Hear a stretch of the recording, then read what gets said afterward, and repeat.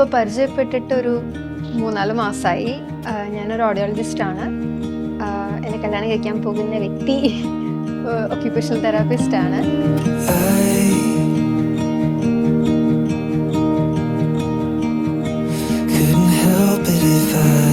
നമ്മളൊരു കേസ് ഉണ്ടായിരുന്നു, ഒരു പേഷ്യൻറ്റിൻ്റെ ഇതിലാണ് നമ്മൾ പരിചയപ്പെട്ടിട്ടുണ്ടായിരുന്നത്. ആളെപ്പോഴും വന്ന് ഫയർ ചെയ്യായിരുന്നു ആ കേസിൻ്റെ അത് ഇത് എന്നൊക്കെ പറഞ്ഞിട്ട്. അപ്പോൾ എനിക്ക് ഭയങ്കര ദേഷ്യമായിരുന്നു എപ്പോഴും ഇന്നിങ്ങനെ ഫയർ ചെയ്യുന്നതുകൊണ്ട്. എൻ്റെ ബ്രദർ UK പോകാൻ വേണ്ടിയിട്ട് ആളായിരുന്നു ഈ സീറ്റിൻ്റെ എല്ലാം ചെയ്യുന്നുണ്ട്. ആൾ ഇതിൻ്റെ കൂടെ തന്നെ ബ്രദറിനെ പരിചയപ്പെടുത്തി. ആള് ബ്രദറിൻ്റെ ഈ കാര്യങ്ങളൊക്കെ ചെയ്യുന്നുണ്ടായിരുന്നു. അപ്പോൾ ആൾക്ക് ഇങ്ങനെ ഒരു ഇഷ്ടമുണ്ടായി. അപ്പോൾ ഞാൻ കുറച്ച് ദിവസം ലീവായി സുഖമില്ലാതായിട്ട്. അങ്ങനെ ഒരു ഫ്രൈഡേ ജുമാൻ്റെ നേരത്താണ് ആള് വിളിക്കുന്നത്.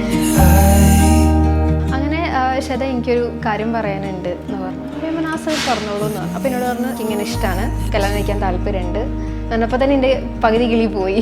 2 ദിവസം മുന്നേ ഫയർ ചെയ്ത ആളാണ് ഇന്ന് ഇങ്ങനെ ഒന്നിതാക്കുന്നത്.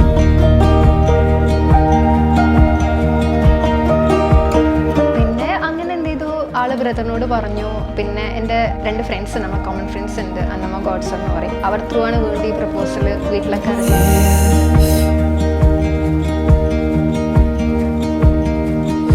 ഇവിടെ കൂടിയിരിക്കുന്നത് നിങ്ങൾക്ക് എല്ലാവർക്കും അറിയുന്ന പോലെ പരസ്പരം 2 കുടുംബങ്ങൾ തമ്മിൽ ഒരു കല്യാണ നിശ്ചയം ആണ് ഉദ്ദേശിക്കുന്നത്. അങ്ങനെ പിന്നെ പാരൻസ് ഒക്കെ സംസാരിച്ചു. അങ്ങനെ നമ്മൾ ഒരു ക്ലിനിക്കിലാണ് വർക്ക് ചെയ്യുന്നത്.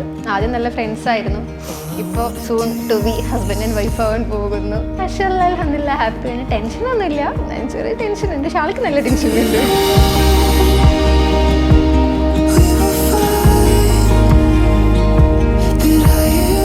ഭയങ്കര ഹാപ്പിയാണ്.